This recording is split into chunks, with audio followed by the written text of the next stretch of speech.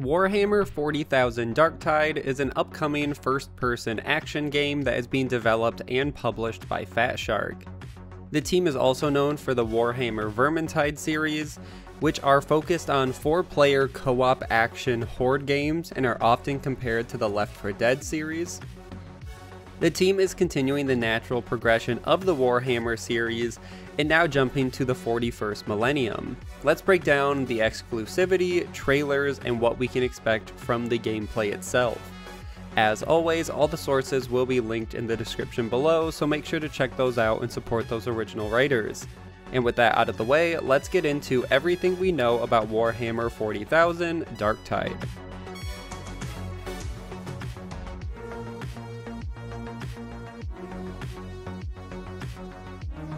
Let's start with the announcement trailer that was released in July of 2020. The trailer starts with a voiceover that says, "My Lord Inquisitor, I've reached Atoma Prime and begun our investigations.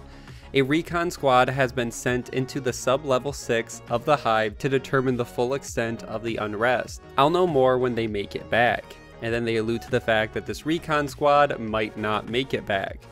And the trailer did exactly what it was meant to. There was no gameplay, but it gave a few clues and details to look forward to for fans of the Warhammer franchise for some of the lore in these Hive cities.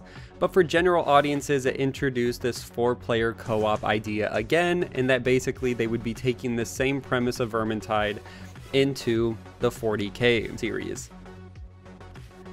But for general details, in the description of the trailer, the team confirmed the game would once again be a 4-player co-op action game set in a hive. Another important aspect of the trailer is the fact the game was shown off at the Xbox Series X stream from Microsoft, so it's no surprise that at the end of the trailer the game was announced for the Xbox Series X and Steam. And we will get into exclusivity a little later, but it's not as exclusive as it might seem, but at least at launch it will be on the Xbox Series X and most likely Game Pass as well, but that has not been 100% confirmed at the time of recording.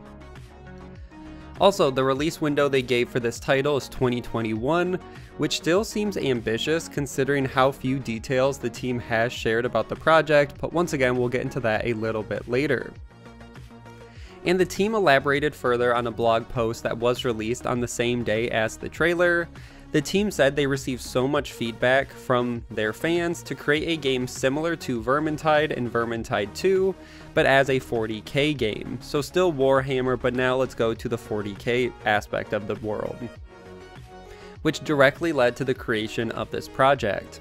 Further, in the blog post, the team said this game will feature a more complex ranged combat system compared to the previous games they've made, and they now say that the ranged combat will be up to par with the melee weapons.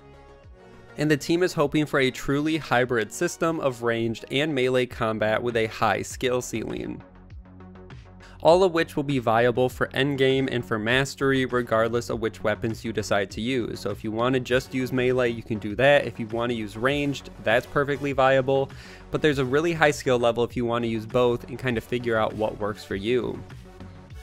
And the last piece of information around the reveal event were some pre-alpha screenshots of the game's enemies and areas.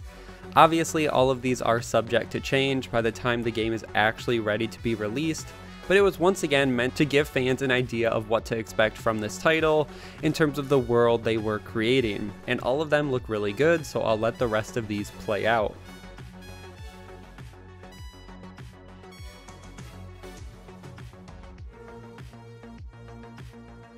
Then in December of 2020, the official gameplay trailer was released at the Game Awards. We got what seems to be our first look at the 4 different playable characters, all of whom will most likely be assigned a different class, and then it will get more complex from there, just basing this off Vermintide. And we see them each use a variety of melee weapons in the trailer. The gameplay looks really good, and then the trailer shifts to show off the ranged combat. So half the trailer is really focusing on melee, and the other half is ranged, which once again reflects the company's gameplay goals for this title. The trailer shows off the new swarm enemies called the Poxwalkers, which are easy to take out alone, but can provide a bigger challenge in larger numbers. and 2 of the character classes seem to be an Imperial Guardsman, which is confirmed, and fans have speculated another playable character could be the Gargantuan Ogren. Pronunciation might be a little bit different, but these are the 2. The Ogren is speculation, but the Imperial Guardsman is confirmed that will be one of the playable characters. Around this same time as the gameplay event, more details were given about the game on the Steam page. The updated story synopsis said, quote, "In the depths of the Hive, the seeds of corruption threaten an overwhelmingly tide of darkness. A heretical cult known as the Admonition seeks to seize control of the planet Atoma Prime and lay waste to its inhabitants. It's up to you and your allies in the Inquisition to root out the enemy before the city succumbs to chaos." And it continues on saying, "Step into the dystopia and violent world of the Warhammer 40,000 universe, where you play the part of a convict turned agent who serves the zealous Inquisition in its mission to exterminate chaos, cultist corruption."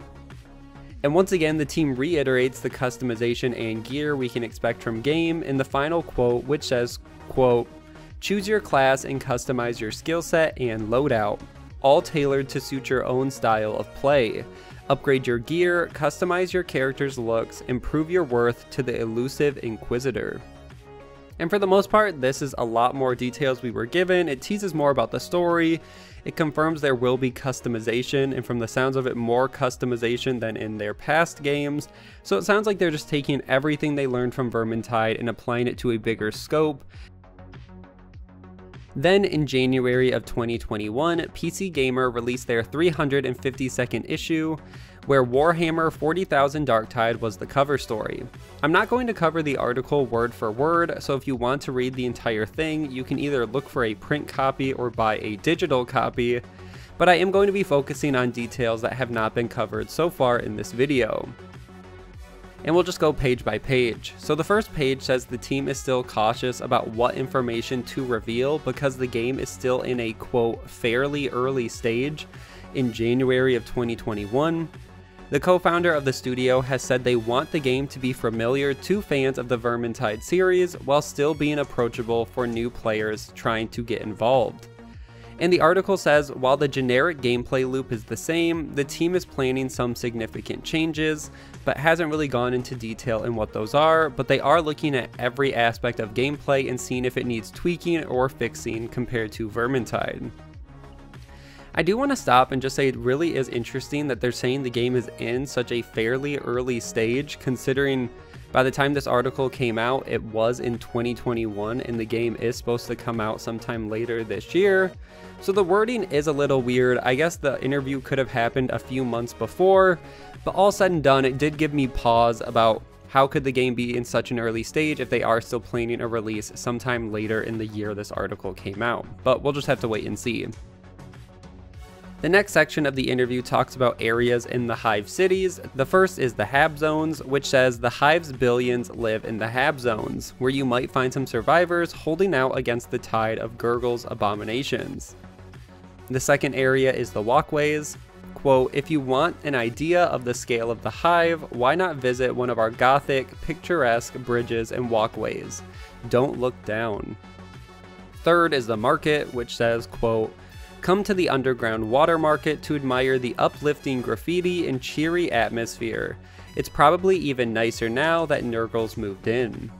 Fourth is the service tunnels. Quote, "Why not explore the guts of the Hive? Though the weather isn't great. We'll warn you, an umbrella doesn't protect you from acid rain." And the last area they discuss is the prison, which says, quote, "Don't forget to be on your best behavior. The Imperium isn't delicate when it comes to upholding the law, hence all the bloodstains." So once again, they don't give too much detail. It's just meant to introduce some of these different areas the team is probably working on and some of the lore that we can expect when exploring this world. As the article continues on, the team says they have put more effort into customization and we will see more varied characters, but the team still isn't ready to discuss the specifics of the playable characters other than the Imperial Guardsmen. In terms of customization they can talk about, the team has mentioned talent trees for weapons as something they are considering, and all of these extra skills on the weapons will help you prepare for more dangerous missions. where certain area effects will happen, like acid rain or city blackouts. So players will be given now more details about the area and mission before they actually go into this world and have to play the mission. They'll be given, well, there could be acid rain, there could be blackouts, and then the player will get to choose their loadouts depending on what area they're going into, so they can really adjust and get the right gear for these specific areas. And then what happens in each map will vary each time, so there won't always be acid rain, there won't always be enemies in the same positions, and the team is hoping this will lead to extended replayability. And I'm excited for more content like this. I think upgrading weapons is usually worthwhile. I think special effects and actually having to change your gear from level to level could be really interesting if they get the balance right. Another aspect the team is focusing on this time around as well is the pacing within levels. The team wants the action and pacing to be more peaks and valleys, when in Vermintide they considered the game mostly to be peaks. The peaks are going to be what fans expect already from this style of game. A lot of action, a lot of enemies, mowing them down until you fight some bigger enemy, and all of that will still be here. But now they're hoping for more emphasis on valleys as well, which will put more focus on puzzles or trying to move in stealth and exploring the areas, all of which the team hopes will improve the depth of these areas, because if the game is always action, a lot of times you can get fatigued or bored of the same, so having these slower moments with potentially harder puzzles or more exploration could make the action that much more exciting. And they hope that these less action areas will be more tense if you are trying to be more stealth or you're trying to solve a puzzle while you're being attacked, which is why the team isn't using the Space Marines as the playable characters, which is something else they've been asked about a ton. Why aren't we seeing the Space Marines if we are in the Warhammer 40,000 universe now? And the team basically says because the Space Marines are too stoic and don't know what fear is, which makes the current playable characters that much more relatable, and it actually adds more depth to them if they are scared of what they're fighting versus the Space Marines who seemingly aren't scared of anything. After that, the team gives us 4 different weapons we can expect in game. The first is the bolt gun, which is a standard Space Marine weapon, is a devastating bit of kit, a mobile cannon that can blow enemies to smithereens. Small versions are carried by the Astra Militarum. The next weapon is the chainsword, the classic melee weapon of the Imperium across the galaxy. Its sharp, grinding teeth make quick work of thick armor and alien flesh. It's usually accompanied by a gun, so you can shoot and shred. After that is the lasgun, the main weapon of the Imperial Army. The lasgun shoots out a focused energy beam that can sear off limbs and even puncture armor. It's not the beast that the bolter is, but it's still a good solid weapon. And finally is the power hammer. This bad boy is as good at cracking armor as it is rocks, thanks to the disruption field that surrounds it. Just think of how many poxwalkers you can take out with one devastating swing. So right there, they give us a few weapons that we have seen in the trailer and kind of what to expect, but once again, I assume they'll take it way further than this and expect a lot more weapons than just these 4, but these are the 4 they probably started the game with and have been working to balance. The team then officially mentions the Poxwalkers, which once again they describe as gruesome zombies cursed by the chaos god of disease, Nurgle. They say unlike the Skaven in Vermintide, the Poxwalkers can be avoided if players decide a stealth approach. Because they are zombies, they are slower to notice you and won't just always attack you like the Skaven did. The full entry description says, quote, Poxwalkers are the cannon fodder of Nurgle's cursed armies, shambling, plague-ridden husks that serve as the living weapons of the traitor guard. They attack with teeth and claws and whatever simple weapons they can find, and they keep mutating even following death. Like regular zombies, Poxwalkers gather in hordes and can quickly swarm you. Which leads to the question, well, if they're the living weapon of the traitor guard, who are the traitor guard? And that's the next description, which says, quote, the traitor guard are the former members of the Astra Militarum, who have pledged themselves to chaos. This regiment is the Mobian 6th, deployed to help out the Mobian government, but are now attempting to seize power. These treacherous guardsmen fight with anything from simple melee weapons and chain axes to lasguns and combat shotguns. The team hasn't said too much about NPCs in this world, but have said that NPCs will be roaming the streets occasionally, and these are the people used to ground the story and show you who you're fighting for and who you're protecting in this world. And that this hive was once a normal city, and as you revisit certain areas as the story progresses, you could see an area that was once filled with NPCs and completely fine, destroyed later on by the enemy. So you will see more NPCs, you will see them wandering, but then you also have to be okay with them potentially dying in this story. The team has said they want to continue on and have special timed missions and are able to create unique rewards on the fly for this game due to the game being a live service game, which is something they have described themselves in this article. So it will give them more freedom to make changes on the fly, apply hotfixes, add missions and weapons. So if you're into those types of games like Vermintide, expect similar things now, and it sounds like they're even broadening that further. They also say that co-op quick play will still be an option, and the team is working on expanding multiplayer capabilities. They also say though that co-op will be more demanding this time around. Teams might have to split up at certain points of a level, or some have to work on these puzzles that they've added, so 2 players could be working on finishing off a puzzle while the other 2 players defend those players. So it sounds like they are once again doubling down on co-op and building up these mechanics compared to what Vermintide was. And that is where the article ends, or at least all the information I want to cover and a lot of the highlights.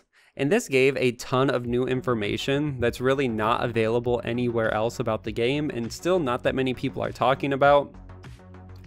And once again, it's still so unique that the team is saying the game is so early on in development when they announced it with a 2021 release date. That was the only section that really gives me pause and has me wondering if maybe we will see this game get delayed or just have a very, very late 2021 release date. The last story I want to touch on is I know I said the game was announced for the Xbox and PC, but the Xbox exclusivity is only for the launch of the game, which means at some point the game will most likely come to the PlayStation 5, which is a similar deal Microsoft did with Vermintide as well. Vermintide 2 was launched on the Xbox One, and then a few months later was released for the PS4. So PlayStation fans will most likely get to play this game as well some point after release, but the exact time after release we aren't sure. I'd say probably expect a year. I think 2 years is a little too long, so I'd say a year is a safe time to assume. So if the game is launching fall 2021, potentially expect a fall 2022 for PlayStation players. And either way, that is everything we know about Warhammer 40,000 Darktide and where I'm going to end this video. I'm very excited about this game, and I'm hoping that we get a winter or fall 2021 release, and we get more information in the coming months about this game, and we hopefully won't see a delay. Make sure to like and share this video, subscribe for weekly gaming news, and I will see you guys in the next one.